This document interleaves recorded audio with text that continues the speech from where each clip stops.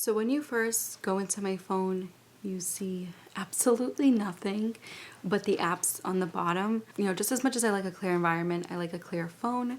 But when you swipe to the right, you will see all the apps that I have. I focus my phone on work and personal use. There are quite a few things that I don't have or keep on here anymore like I used to. I don't have movie apps. I don't have games. I will download a game every now and then, especially if I'm like waiting at the doctor's or at like a mechanic for my car. That's like about it. I'm not going to go into the apps either because of privacy reasons, but I will explain what I have in them and what I do with them. So going into the work folder first, I have my mail app and I clear that out every night before bed. I usually get a bunch of junk mail. I used to get a lot of like brands reaching out, just things like that. I don't work with brands anymore. I think I've had like maybe 7 or 6 sponsorships in my entire 8 years of being online, and I am personally not a fan of sponsorships. The money is not worth it. I think the most I've ever gotten paid from a sponsorship was $400. The money's not worth the amount of chaos that you have to deal with and back and forth. And also, I feel like you guys are advertised to enough these days, so I don't use my mail as often as I used to when it comes to like brand deals and things like that. Just clear it out. It's mostly like junk mail these days. For notes, I use my notes mostly on like a grocery list, things I have to do that are important, and also like video ideas. But like if I'm out and about and I come up with a video idea, I will jot it down in my notes app, and then when I come home I write it on paper because I am old school and I love to write. I feel like when I jot something down on a piece of paper, it just feels more real. I use the note apps just for like quick notes, and then I will rewrite a lot of the things that I put in my notes app. I'm not a full tech kind of person. I do like the old-fashioned writing. And then I have the photos app, which I'm not going to go into, again, privacy reasons. I think I have about like maybe 10 photos in there. I recently just visited family, so I did take a couple pictures with my family members, and I'm not going to show that. But I do transfer them at night. I transfer them to my external hard drive. That's just what I use to clear out my phone. I don't like having things like that on my phone, like especially photos in the world that we're in right now where there's hackers, and I don't want that stuff like on my phone constantly in case like something happens, or if I lose my phone. I don't want pictures of me and my family out in the world. I know that sounds nuts, but I have dealt with a few weirdos in my life. Not only do I like my phone to be like empty and have extra space, but I also like to be safe when it comes to what I keep on my phone. I also have ChatGPT. If you don't know what ChatGPT is, it's basically a personal assistant. It's free, by the way. All these apps I'm mentioning are free. I mostly use for cooking. So I use for like recipes. If I only have like almond milk, bananas, applesauce, I always will like type in there like, what can I make out of this so I don't waste food. I've gotten quite a few amazing recipes from ChatGPT. I have tweaked some of them. Just the measuring part helps me out so much, and it gives me some great ideas too at the end of the day. And on the side I have the Retouch app, Lightroom, Adobe Express. I'm speeding through this because those 3 apps are for YouTube. I use those 3 apps for creating my thumbnails, making them look nice and clean and have the text on them. So these 3 apps just go hand in hand. They're also free. I've tried Canva, I've tried all of those other apps, and I just find them a little too difficult to use. Again, I'm not like a tech person. I like what's easy. So you can purchase the Lightroom and Adobe Express like monthly, but I just use the free version of them and it works perfectly fine. Now with the Retouch app, that's technically not free. I bought that app in 2020 and I mean I still have it. They're still updating it. I think it was like $2. I mainly use that for like to get like if I have like a paint missing on the wall, I'll erase it to make it look a little bit more neater. If there's certain things in the thumbnail that I don't want showing, like say if there's people in the background or a spoon, like you can delete that stuff. It's basically. It's like an eraser. That's what that app is. Those 3 are my thumbnail editing apps. If I didn't have YouTube, if I didn't do social media, I would delete those apps. I wouldn't need them. Now, I'm gonna go into Pinterest because it's not that private. I mean, well, my account is private, but I use Pinterest as inspiration. I try not to get too sucked into it when it comes to like wanting your life to be extremely Pinterest perfect. I have been through that route, and it's one of the like saddest routes to go through because you never feel satisfied or happy with the purchases you made, or just trying to like live your life by photos is just not what I do anymore. What I use Pinterest for is, one, inspiration when it comes to like hair. My hair is not going to come out exactly like this, but it gives a little bit of an inspiration and an idea for when I go tell my sister-in-law, hey, can you kind of do the layers similar to this? Again, it's not going to come out exact. Everyone's hair type, skin type is different.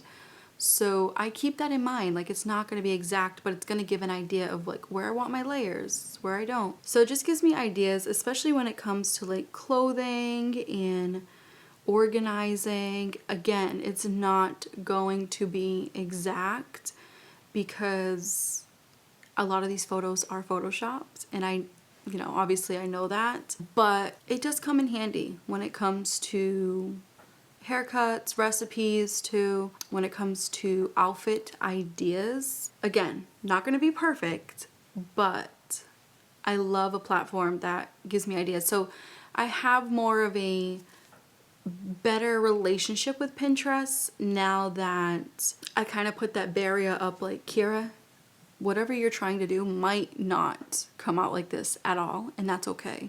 And the next side is personal. I have Chase, which is my credit card, Venmo. I started Venmo for the channel. I haven't really talked about this because I don't know if I'm going to keep this up. This is just like, if you want to donate to the channel, you can donate through Venmo. I always have like a link down below, but I'm like thinking of taking it away because we live in such tough times, and that's why I haven't talked about it. I'm like, why am I going to ask you guys for money? Like, I always just feel wrong doing that. So I don't know if I'm going to keep the Venmo. I don't use it for anything else except for, like, I opened it for YouTube. I think I opened it back in like last November, and I haven't really talked about it at all because I feel guilty. Next app is Chewy. I order all of my cat's food and treats on Chewy. I love that app. I always get coupons. They deliver in like 2 days or less, which, I don't know, it's just an amazing app. And my cat is on a special diet, a urinary tract diet. So they're really quick when it comes to like approving the paperwork each time. If you have a pet that's on a special diet, then you probably understand that your paperwork has to be approved by your vet before placing an order. So Chewy is just like on point. I really, really, really like that company. If I have a problem with like a coupon or something like that, I'll go into the chat and they will always, always honor the coupon, even if it's not working. So no complaints whatsoever. I feel like everybody has Waze. I've had Waze for years, since 2016, 2017. It's just a GPS app, free GPS app. It's amazing. It tells you if there's an accident, it reroutes you to a better route. I don't know how else to put it.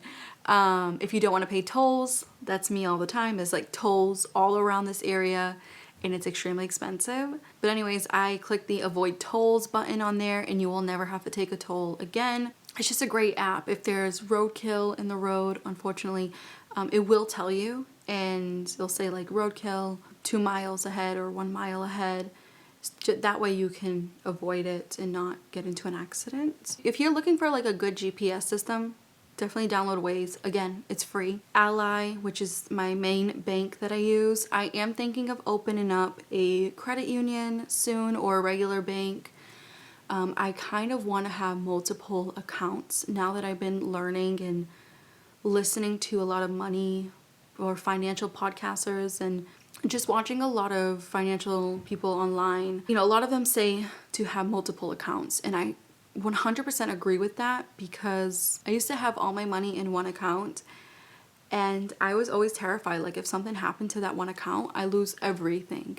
So now I think like I have like 4 savings accounts with Ally, and I have a joint account and I have a checking account. Again, I'm thinking of opening up like a credit union or just something within that mix, something I don't have to pay monthly for, in order to have another savings and checking account to keep my money like spread out. Eversource, which is our electric bill, and this apartment runs on electric. If it was gas, it would also be on that app.